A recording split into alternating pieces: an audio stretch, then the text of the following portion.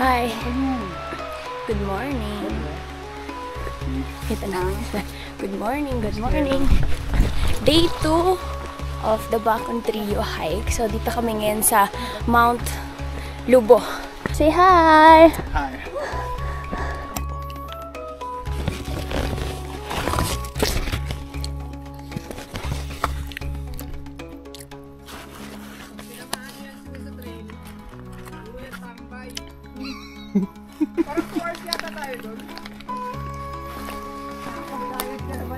Hello! Ayan. Always bring trail food. Sakaling magutom ka, at least you have something na magre-refill ng energy mo. Yes. Kasi pag gutom ka, panghina ka rin. Anong tinuro sa'yo ng hiking? It makes you humble. It humbles you. It teach you perseverance. Diyos ko, Lord. Nakapagod. Perseverance to go up. Ikaw, it humbles you. Realization pag umabot ka. Tsaka the people. Kaya, It's nice to meet new people here. yes. With That's different the beauty stories. of it. Okay guys, second day, second mountain. We're going to Mount Lubo. So ito na yung pangalawa sa Bacon Trio. And yeah, we're here going up. Medyo sementado yung mga daan. So half-half, sementado, tas bato-bato, rough road ulit. Yung weather namin ngayon, kanina sobrang maaraw. Pero ngayon, medyo makulimlim na siya. Ito yung best. Kasi nakakaubos ng energy, nakakapagod talaga kapag sobrang init. So, yeah. Kaya dapat may water, may trail food. And then, kita nyo, pag yung paahon, pag ganito siya maglakad, kasi less nakakangalay siya sa legs and then sa calves. So, yeah, kaya ganito ako maglakad ngayon. Yan, dyan ako galing. Oh yan, feed. Alam nyo guys, one of my favorite kapag nag-hike is to connect with nature talaga. And the fresh air. Ibang-iba yung air dito sa may bundok compared kapag nasa Manila ka.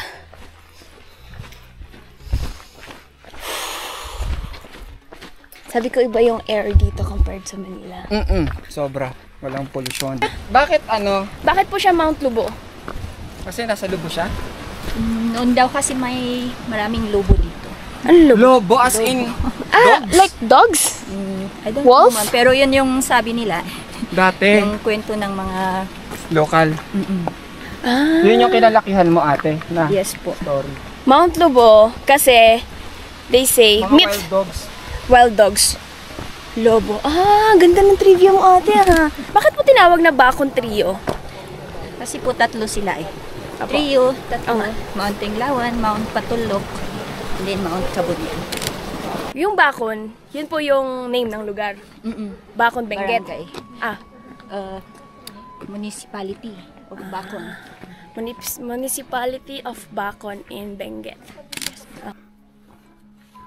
Sa Pulang, i-stay talaga ako hanggang 7 na. Bago ko. Ganda!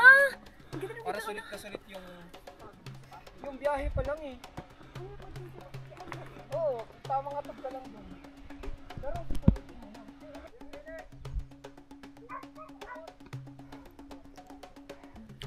Oh, ganda guys, oh. So pretty. Sea of clouds. Here at Mount Lubo.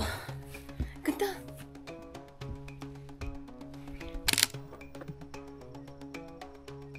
poblasyon. Ayan, bawal.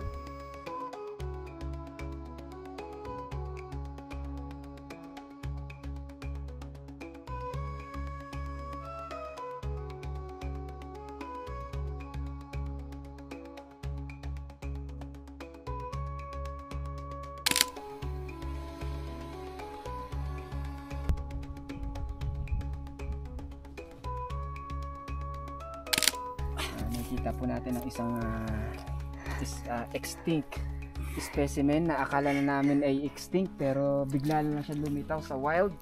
Isang ngipin. Get one pass. That's real. Ano yan? Wow. Nice. Wala, puro lang pang ano yun. Pero tiwala siya sa akin sa sa school.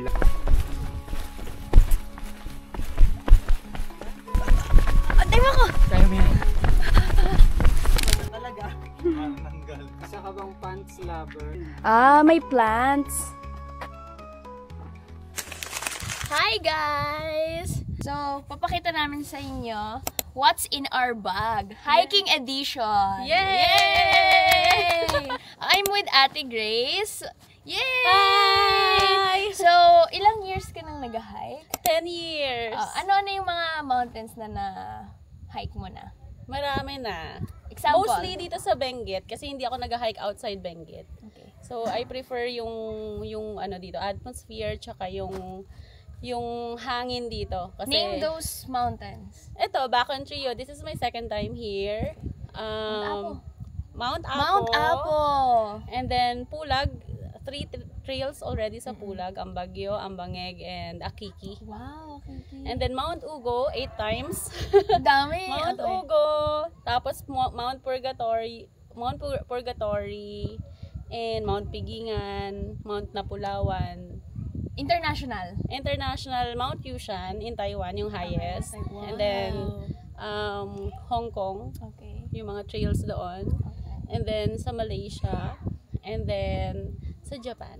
Oh, wow. Okay. Yung sample ng mga hiking bag. Small, 36. Ito hindi ko alam eh. 36. Yung maganda kasi sa hiking, meron siyang buckle dito.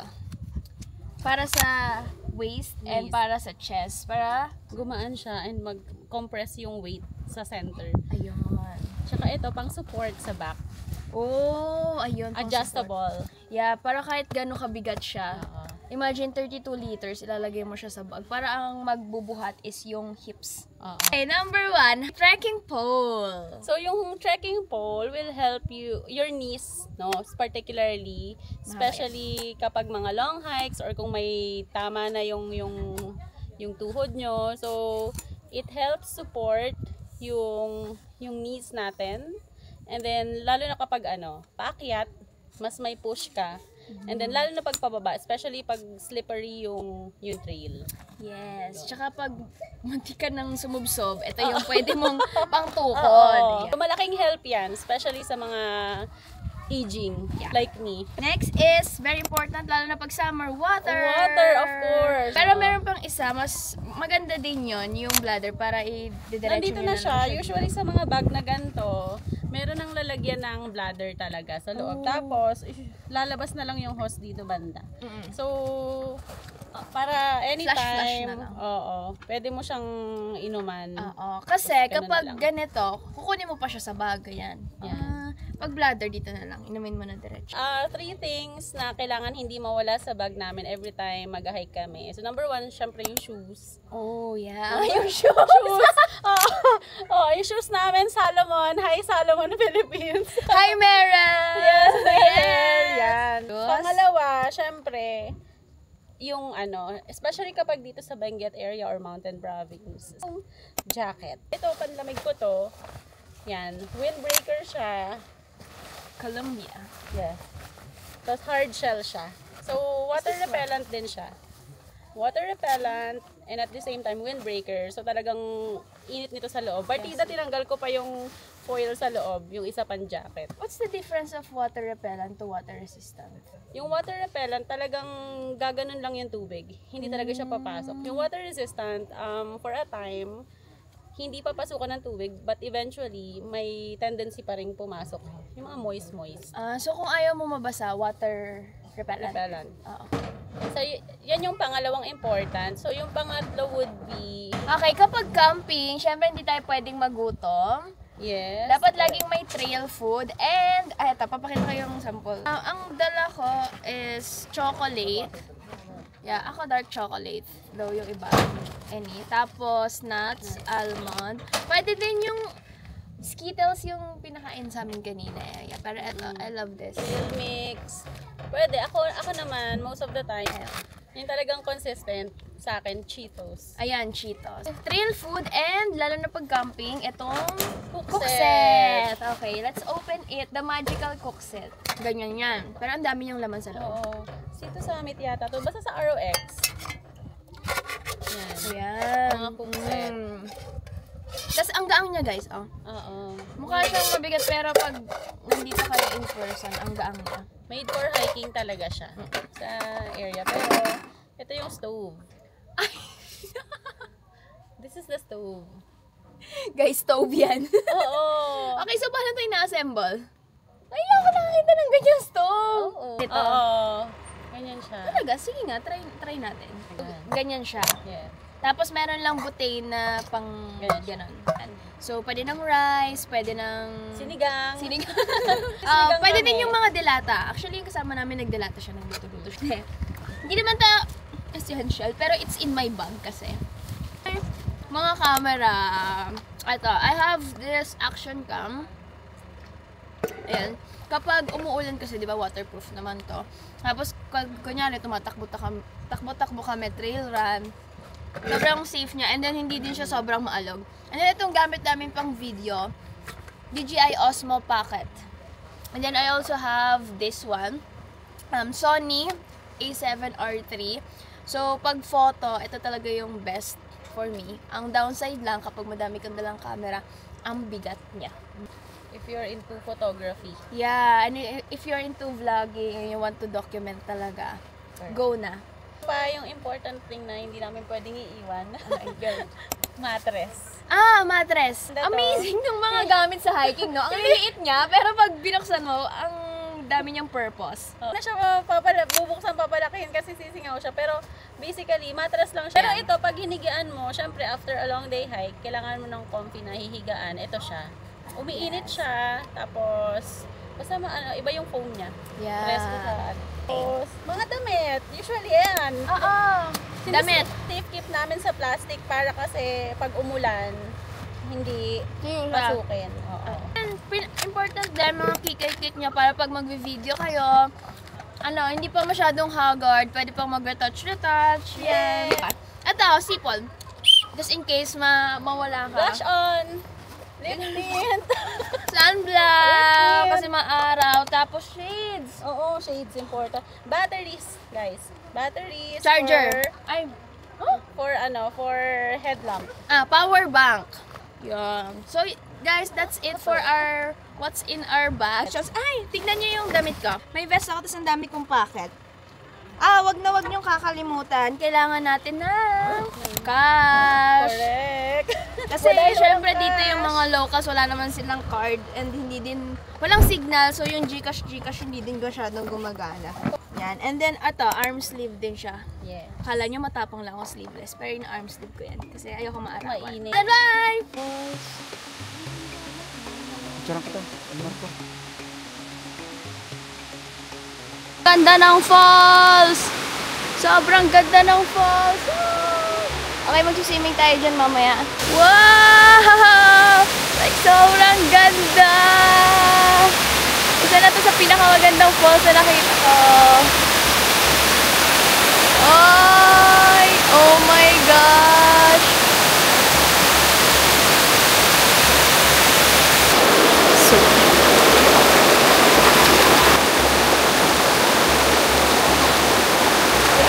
hello! You're so cute naman! It's so pretty!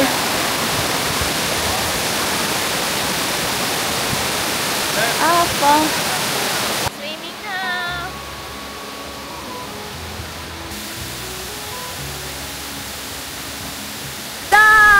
Sobrang ganda ng falls! 1, 2, 3, 4. Wow! Lamig!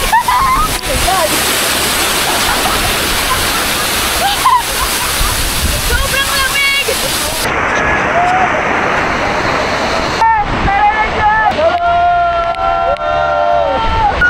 Ano to?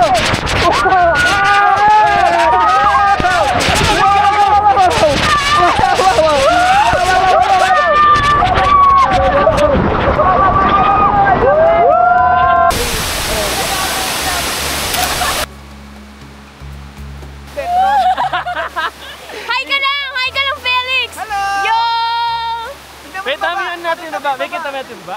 Oh, wait lang. Papakita namin kung gaano kalalim. Wow! May Holy fuck! hanging bridge. Ganda. Post ka dyan.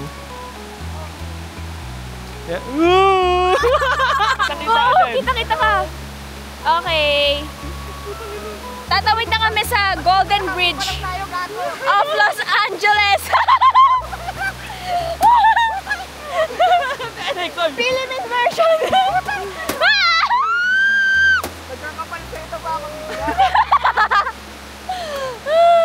Grabe, ang ganda. Sino nagaya dito? Si Kuya Mark nandun sa kadulo. Di man pumunta. Okay yan. Oh! Di makita yung bridge. Kasi maulap. Pero yan yan. Yan yung Golden Bridge na nilakad namin.